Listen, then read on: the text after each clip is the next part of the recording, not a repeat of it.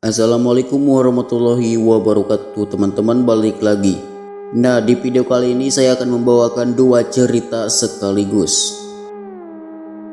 Ceritaku menyaksikan ritual pesugihan yang dilakukan oleh pemilik hotel. Sini Mad, ikut sama aku. Kerjanya enak dan gajinya lumayan gede. Temanku Yanto menyarankan. Seminggu yang lalu, aku telah di-PHK oleh bosku dari perusahaan es krim tempatku bekerja selama 5 tahun lamanya. Keputusan itu hanya bisa kuterima dengan lapang dada lantaran perusahaan terus-menerus mengalami kerugian akibat pandemi COVID-19. Selama seminggu itu pula, aku menganggur dan tak punya penghasilan. Meski ada sedikit tabungan, namun istriku tak mau aku diam saja.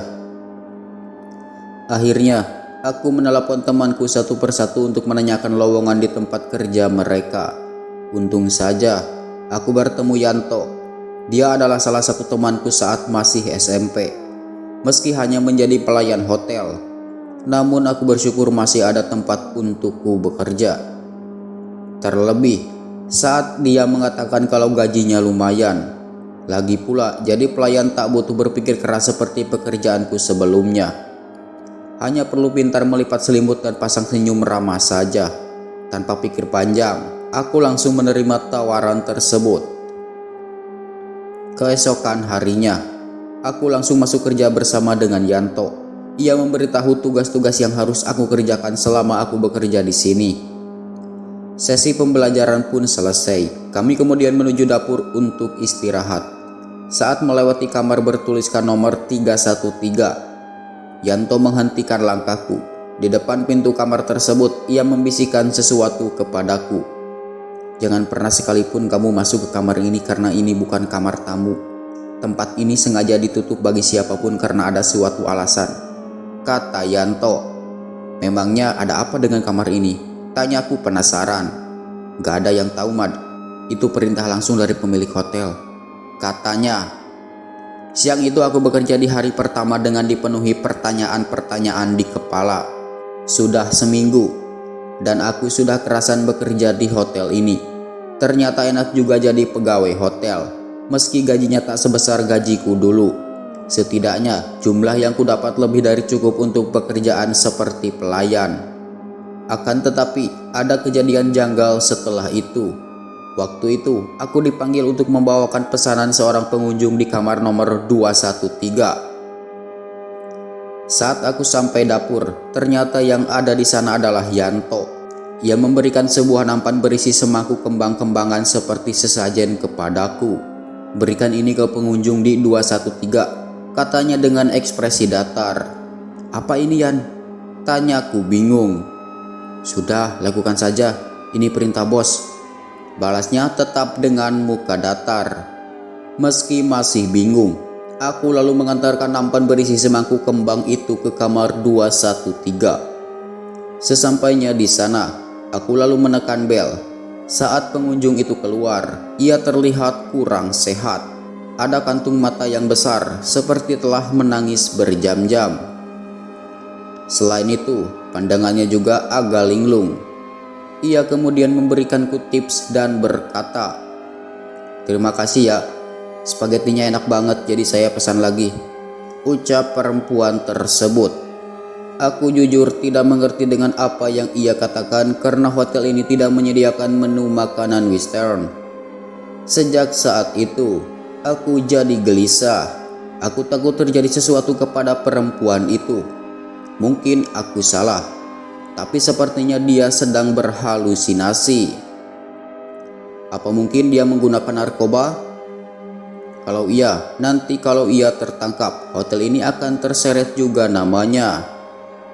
Malamnya, aku yang mendapat seat malam itu tidak bisa tidur karena terpikirkan oleh nasib perempuan itu.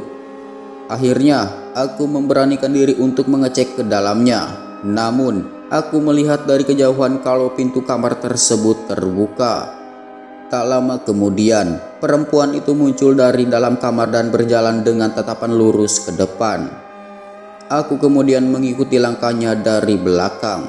Alih-alih memakai lift, perempuan itu justru memilih tangga darurat untuk menuju ke atas. Perempuan itu terus berjalan sampai berhenti di depan pintu kamar 313. Aku langsung teringat kata-kata Yanto tentang kamar itu. Kemudian aku berlari menuju perempuan itu untuk menghentikan langkahnya. Namun terlambat, perempuan itu sudah masuk ke dalam kamar yang sepertinya tidak dikunci. Ya, aku juga heran dengan hal itu. Aku akhirnya terpaksa masuk ke kamar untuk menyelamatkan perempuan itu. Sampai di dalam, aku diinterupsi oleh sesuatu hal yang menyilaukan mata. Sebuah lukisan Nyai Roro Kidul menyambutku. Lukisan itu digambar dengan indah hingga tampak berkilauan di ruangan itu. Semakin lama, aku terbuai oleh keindahan lukisan tersebut hingga tak sadar perempuan yang kuikuti tadi sudah melompat dari jendela kamar. Aku bergegas menemui Yanto karena kejadian tersebut. Setelah aku menceritakan kronologinya, aku menyarankan untuk memanggil polisi saja. Tidak usah, katanya sambil menghela nafas. Yan, ada yang bunuh diri di hotel ini, kataku sedikit berteriak. Itu semua hal biasa, balasnya. Yanto kemudian menceritakan semua kebenaran yang ada di hotel ini. Bahwa kejadian yang kusaksikan barusan adalah ritual yang selalu dilakukan pemilik hotel untuk mencari tumbal bagi pesugihan yang dijalaninya. Dan seringnya tumbal yang dipilih adalah tamu hotel itu sendiri. Hal ini benar-benar tak masuk akal bagiku. Terlebih saat Yanto mengatakan semua karyawan hotel telah setuju untuk membantu merahasiakan bahkan membantu melaksanakan ritual tersebut. Situasi ini benar-benar di luar kepalaku. Sejak saat itu, aku memutuskan berhenti bekerja di hotel tersebut. Oke, cerita selanjutnya. Cerita pelaku pesugihan yang bunuh diri karena dihantui tumbalnya. Malam Senin Purnama adalah malam yang ditunggu-tunggu Mustafa. Di malam berkabut itu, ia duduk bersila di bawah pohon beringin yang biasa ia datangi. Tubuhnya sudah serba bersih, sudah mandi, dan telah memakai wewangian khusus. Begitu husu ia menunduk, merapal mantra sembari menunggu sesuatu yang biasanya akan membuatnya girang bukan main. Gepokan uang yang muncul dari bawah akar beringin. Telah lama Mustafa mengamalkan pesugihan penggandaan uang atau ia sebut sebagai uang goib. Ritualnya mudah, tak membutuhkan sesajian yang begitu rumit. Hanya Mustafa perlu menyiapkan ayam hitam dan tentu saja syarat yang amat sulit, yakni tumbal. Masalah tumbal ini memang bukan wilayah Mustafa. Biasanya orang-orang dekat Mustafa akan tewas secara misterius setiap 2 tahun sekali. Namun, di antara keluarga besar Mustafa, tak ada satupun yang tahu pola misterius ini. Kau tak akan membunuh siapapun, hanya biarkan demit itu mencari tumbal dari saudara-saudaramu. Begitu kira-kira petuah sang dukun saat Mustafa meminta amalan pesugihan ilmu hitam beberapa tahun lalu. Jika setiap malam Senin Purnama muncul, tiba-tiba Mustafa akan mengadakan syukuran di rumahnya. Katanya, itu untuk membersihkan pengaruh jahat dalam uang goib yang ia dapat. Namun, kepada orang-orang sekitar, ia biasanya akan mengaku mengadakan syukuran sebagai bentuk sedekah. Makanya, orang-orang tak ada satupun yang curiga dengan jatuhnya tumbal setiap beberapa tahun. Beberapa hari usai mengadakan syukuran, Mustafa mengalami banyak hal aneh. Ini tidak biasa, tidak seperti bulan-bulan sebelumnya. Biasanya tak akan ada yang terjadi setelah malam Senin Purnama. Pertama, ia tiba-tiba selalu mencium bau bangkai di sekitar rumahnya.